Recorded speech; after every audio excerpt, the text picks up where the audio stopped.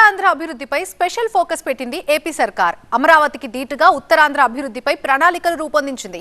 ఇప్పటికే ఐటీపై ప్రత్యేక దృష్టి సారించిన చంద్రబాబు సర్కార్ తాజాగా టూరిజంతో పాటు మౌలిక వసతుల అభివృద్ధికి ప్రణాళికలు సిద్ధం చేస్తోంది. ఉత్తరాంధ్రలోని అన్ని జిల్లాలను కలుపుతూ 100 కోట్ల పెట్టుబడితో అభివృద్ధిని పరుగులు పెట్టిస్తోంది. ఇంతకీ కూటమి సర్కార్ వేస్తున్న అభివృద్ధి బాటలేంటి? కొత్త ప్రణాళికలు, ప్రతిపాదనలు ఎలా ఉండబోతున్నాయి? ఉత్తరాంధ్ర అభివృద్ధికి గేట్వేగా మారనుంది భోగాపురం అంతర్జాతీయ విమానాశ్రయం. ఈ విమానాశ్రయం చుట్టూ ఐటీ, టూరిజంతో పాటు ఇతర మౌలిక వసతులన్నీ కూడా ఒకే ప్లాట్ఫామ్ పైకి తీసుకొచ్చి అన్ని విధాలు కూడా అభివృద్ధి చేసే విధంగా కూటమి సర్కార్ ప్లాన్ చేసింది. ఇవన్నీ పూర్తయితే అది త్వరలో ఉత్తరాంధ్ర మరో సింగపూర్గా మారే అవకాశం ఉందనడంలో ఎలాంటి అత్యయుక్తి లేదు. అసలు ఈ ఉత్తరాంధ్రలో ఎలాంటి అభివృద్ధి జరగబోతుంది, ఏ ఏ ప్రాజెక్టులు ప్లాట్ఫామ్ ఎక్కబోతున్నాయి, ఏం జరగబోతుంది అనే దానిపైన అనేక విషయాలు ఇప్పుడు మనం చూద్దాం. ఉత్తరాంధ్ర అభివృద్ధిపై కూటమి సర్కార్ పక్కా ప్రణాళికతో ముందుకెళ్తోంది. ఇప్పటికే పలు నిర్మాణ పనులతో అభివృద్ధి పథంలో దూసుకెళ్తున్న ఉత్తరాంధ్ర మరికొన్ని ప్రాజెక్టులతో పరుగులు పెడుతోంది. ఇప్పటికే విజయనగరం జిల్లా భోగాపురం ఎయిర్పోర్ట్ ఉత్తరాంధ్ర అభివృద్ధిలో కీలకంగా మారనుంది. ఎయిర్పోర్ట్ సెంట్రిక్ గా కొత్త ప్రణాళికలతో అభివృద్ధి ప్రతిపాదనలు సిద్ధం చేస్తోంది రాష్ట్ర ప్రభుత్వం. భోగాపురం ప్రాంతంలో ఏరియల్ సర్వే చేసి జరుగుతోన్న నిర్మాణ పనులు, చేయాల్సిన అభివృద్ధి పనులపై అధికారులతో సమీక్షించారు ఏపీ సీఎం చంద్రబాబు. ఇందులో భాగంగా కొన్ని ప్రతిపాదనలు, సూచనలు చేశారు. భోగాపురం అంతర్జాతీయ విమానాశ్రయ నిర్మాణం తుది దశకు చేరుకుంటుండటంతో పాటు ఇదే ఉత్తరాంధ్రలో మరో కీలక ప్రాజెక్ట్ అయిన గ్రీన్ఫీల్డ్ హైవే కూడా త్వరలో పూర్తి కానుంది.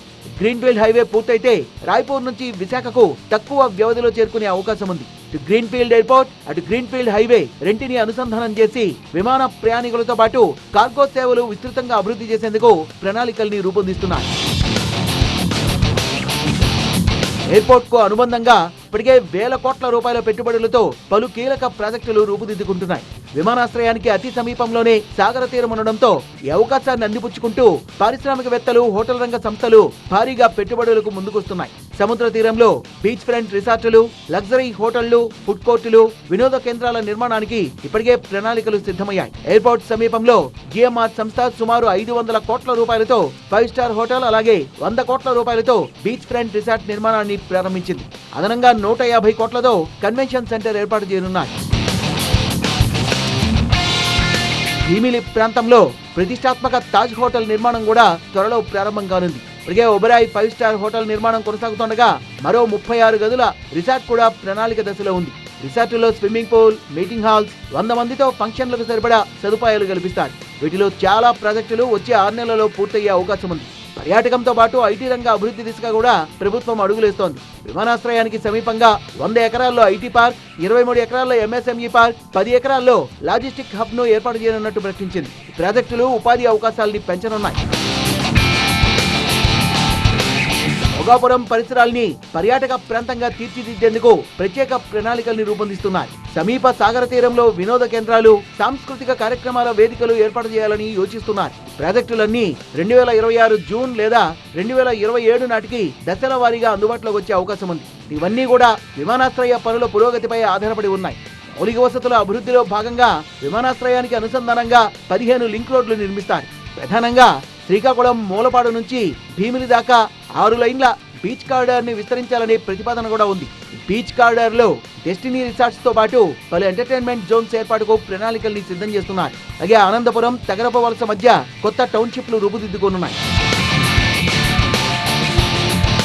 ఆంధ్రప్రదేశ్ లో సీప్లైన్ ప్రాజెక్టుల్ని పునరుద్ధరించే యోచన కూడా కొనసాగుతోంది. శ్రీశైలం, ప్రకాశం బ్యారేజ్ తో పాటు ఉత్తరాంధ్ర సాగర తీరంలో సీప్లైన్ సర్వీసుల్ని ప్రారంభించే అవకాశాలని పరిశీలిస్తున్నారు. ఇవి పర్యాటక రంగానికి మరింత ఊతమివ్వనున్నాయి. ఈ సర్వీసులు 2026, 2027 నాటికి ప్రారంభమయ్యే అవకాశం ఉంది.